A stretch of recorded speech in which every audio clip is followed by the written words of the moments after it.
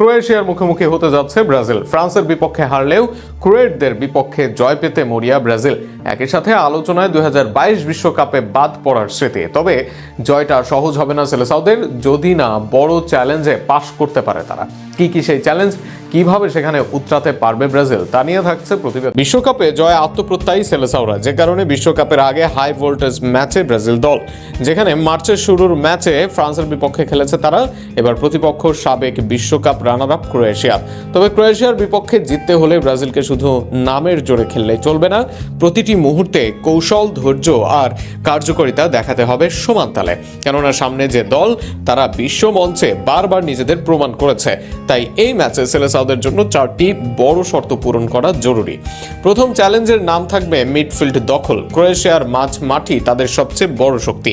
Luka Modric, ক্রামাসিক, সুচিক, Marcelo, Brozovic এইসব খেলোয়াড়দের নিয়ে ম্যাচের গতি নিয়ন্ত্রণ করে ক্রোয়েশিয়া। তারা ধীরে ধীরে খেলার ছন্দ গড়ে তোলে এবং প্রতিপক্ষকে চাপে রাখে।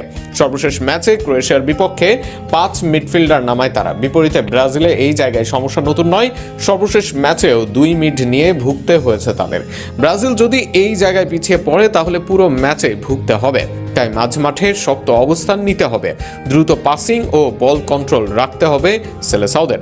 দ্বিতীয় চ্যালেঞ্জ থাকবে গোলের সুযোগ কাজে লাগানো। ফুটবলে সুযোগ তৈরি করাই শেষ কথা নয়, সেটিকে গোলে পরিণত করাটাই আসল কাজ।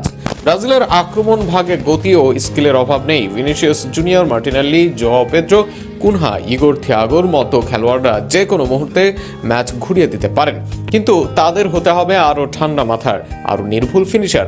কারণ ক্রোয়েশিয়ার মতো দলের বিপক্ষে বেশি সুযোগ পাওয়া যায় না। সর্বশেষ ম্যাচে ব্রাজিল গোল করলেও আক্রমণ ভাগের খেলোয়াড় থেকে আসেনি গোল, আর সেখানেই এবার দিতে হবে নজর। তৃতীয় চ্যালেঞ্জ থাকবে ডিফেন্সে শৃঙ্খলা বজায় রাখা। 2022 সালের সেই ম্যাচে ডিফেন্সিভ ভুলেই শেষ পর্যন্ত ব্রাজিলকে হারিয়েছে। এবার সেই ভুলের পুনরাবৃত্তি হলে চলবে না। এছাড়া দলের সেরা ডিফেন্ডাররা নেই ইনজুরির কারণে, সেখানে বিকল্পদের দিতে হবে নিজেদের সেরাটা। কেননা ডিফেন্সের সামান্য ভুল গড়ে দিতে পারে ব্যবধান। বিশেষ করে কাউন্টার অ্যাটাক ঠেকাতে ফুলব্যাকদের পজিশনিং খুব গুরুত্বপূর্ণ হবে। ব্রাজিলের চতুর্থ চ্যালেঞ্জ থাকবে কম্বিনেশনে। ভুড়ি অ্যাটাকার থাকলেই গোল আসে না, সঠিক কম্বিনেশন দরকার দলে। আর সেখানেই মাঝমাঠ ও অ্যাটাকারদের কম্বিনেশন ও দারুণ একাদশ দিতে হবে কার্লোকে। প্রতিপক্ষ বিবেচনা করে সাজাতে হবে দলকে, নতুবা দল পরিণত হবে ফ্রান্সের ম্যাচের মতোই।